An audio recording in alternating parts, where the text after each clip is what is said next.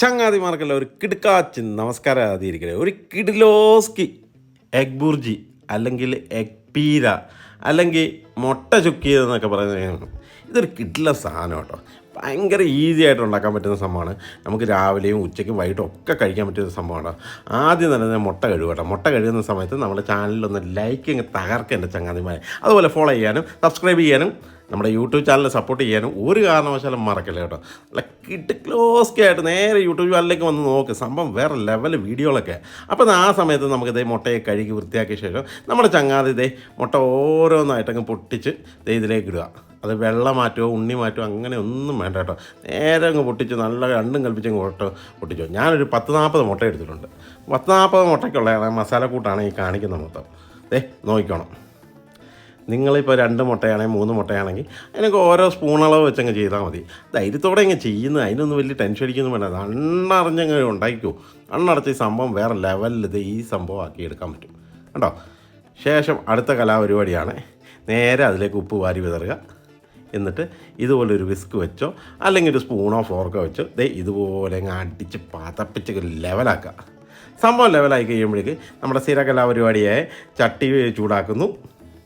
ശേഷം വെളിച്ചെണ്ണ ഒഴിച്ച് കൊടുക്കുക കേട്ടോ. വെളിച്ചെണ്ണയ്ക്ക് ശേഷം ഇച്ചിരി ബട്ടറും കൂടെ ഇട്ട് കൊടുക്കുക. ആ സ്മെല്ലും അതിൻ്റെ ടേസ്റ്റും ഒക്കെ വേറെ ലെവലിലേക്കാവും. എന്നിട്ട് ചെറുതായി എരിഞ്ഞ സവോള ഇതുപോലെ 2 ലാഡിലെടുത്തങ്ങ് ഇടുക. എന്നിട്ട് നല്ലോണം അങ്ങ് വരട്ടുക, അങ്ങ് റോസ്റ്റ് ചെയ്യുക.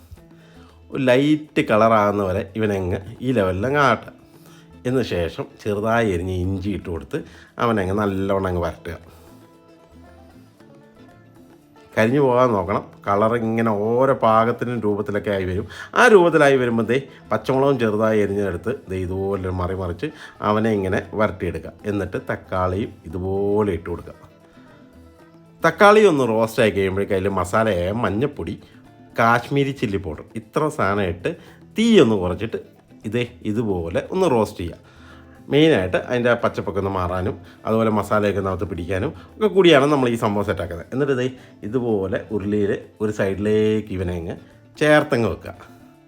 ശേഷം നമ്മൾ അടിച്ച് പതപ്പിച്ച് വെച്ചിരിക്കുന്ന മുട്ടയെടുത്ത് ഇതിലേക്ക് ഇങ്ങനെ സ്ലോ മോഷനിൽ ഇട്ട് കൊടുക്കുക. എന്നിട്ട് ആ നടുക്കിങ്ങനെ പയ്യെ സ്ലോ മോഷനിലങ്ങ് ഇളക്കുക.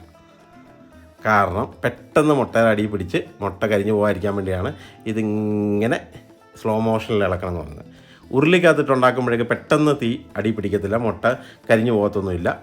ചെറിയ ചട്ടിക്കകത്താകുമ്പോൾ പെട്ടെന്ന് പോകും. അല്ലെങ്കിൽ നോൺ സ്റ്റിക്ക് പാനിലുണ്ടാക്കിയാലും മതി, ഒരു കുഴപ്പമുണ്ടാവില്ല. എന്നിട്ട് ഇതുപോലെ മൊത്തത്തിലങ്ങ് മിക്സ് ചെയ്യുക. എന്നിട്ട് തീയൊന്ന് കുറയ്ക്കുക. തീയൊന്ന് കുറച്ചിട്ട് ഇതുപോലെ അങ്ങ് ചിക്കി അങ്ങ് എടുക്കുക. കണ്ടോ? ഈ രൂപത്തിലായി വരുന്ന സമയത്ത് നമുക്ക് ഇതുപോലെ മിക്സി ജാർ എടുക്കുക. അതിലേക്ക് തേങ്ങാപ്പീര ഇട്ട് കൊടുക്കുക.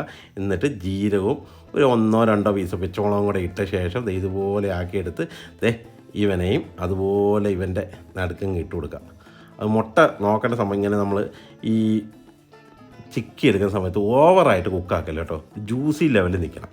ജ്യൂസി ലെവലായിട്ട് നിൽക്കുമ്പോൾ വേണം തേങ്ങാപ്പീര ഇട്ട് കൊടുത്ത് തേങ്ങ ഒന്ന് ലൈറ്റായിട്ട് കുക്കാക്കുക. കാരണം ആ പച്ചപ്പൊക്കെ ഒന്ന് മാറാൻ വേണ്ടി, അല്ല തേങ്ങയുടെ പച്ചപ്പുണ്ടാവും. എന്നിട്ട് പയ്യെ ആ മുട്ടയിലൊക്കെ മിക്സ് ചെയ്യുക. അപ്പോൾ എഗ് ബുർജിയിലേക്ക് നല്ല രീതിയിലങ്ങ് മിക്സ് ചെയ്യുക. കണ്ടോ? ഇതുപോലെ മിക്സ് ചെയ്യുമ്പോഴേക്കും എൻ്റെ ചങ്ങാതി കിളി പറക്കുന്ന സ്മെല്ലാണ് വരുന്നത്. ഒരു രക്ഷയില്ല കേട്ടോ. എന്നിട്ട് അതിലേക്ക് കുറച്ച് ജീരക പൗഡറും കൂടെ ഇങ്ങ് ഇട്ട് കൊടുക്കുക. എന്നിട്ട് വേണമെന്നുണ്ടെങ്കിൽ ഉപ്പും കൂടെ ഇട്ട് കൊടുക്കുക. അത് നിങ്ങൾ ടേസ്റ്റ് ചെയ്ത് വേണം ഉപ്പ് ടേസ്റ്റ് ചെയ്യുക. എന്നിട്ട് വെളിച്ചെണ്ണ മുകളിലേക്ക് ഇങ്ങനെ തിളയ്ക്കുക എൻ്റെ ചങ്ങാതി. എന്നിട്ടങ്ങ് മിക്സ് ചെയ്യുമ്പോഴേക്കും സംഭവം വേറെ ലെവലായിട്ടോ. ചുമ്മാ ടച്ചിങ്സ് ആയിട്ട് കഴിക്കാനും അതുപോലെ തന്നെ ചോറിൻ്റെ കൂടെ കഴിക്കാനും ഉച്ചയ്ക്കായാലും വൈകിട്ടായാലും രാവിലെയൊക്കെ ഈ സാധനം വെച്ച് പിടുത്തം പിടിച്ച് എൻ്റെ ചങ്ങാതി കിള്ളി പറക്കും കേട്ടോ. സംഭവം വേറെ ഒന്നും നോക്കണ്ട. വീട്ടിലുണ്ടാക്കിയിട്ട് നിങ്ങളുടെ അഭിപ്രായം, നിങ്ങളുടെ കമൻറ്റ്, നിങ്ങളുടെ ലൈക്ക് അങ്ങ് വാരി വിതറ എൻ്റെ ചങ്ങാതിമാരെ. കണ്ണടച്ചു കൂടുതൽ കാണാൻ വേണ്ടി നമ്മുടെ യൂട്യൂബ് ചാനലും കിടപ്പുണ്ട്. കിട്ടുകാച്ച് വീഡിയോകൾ നേരെ അങ്ങോട്ട് പിടിച്ചോ. ഷെഫ് നിബു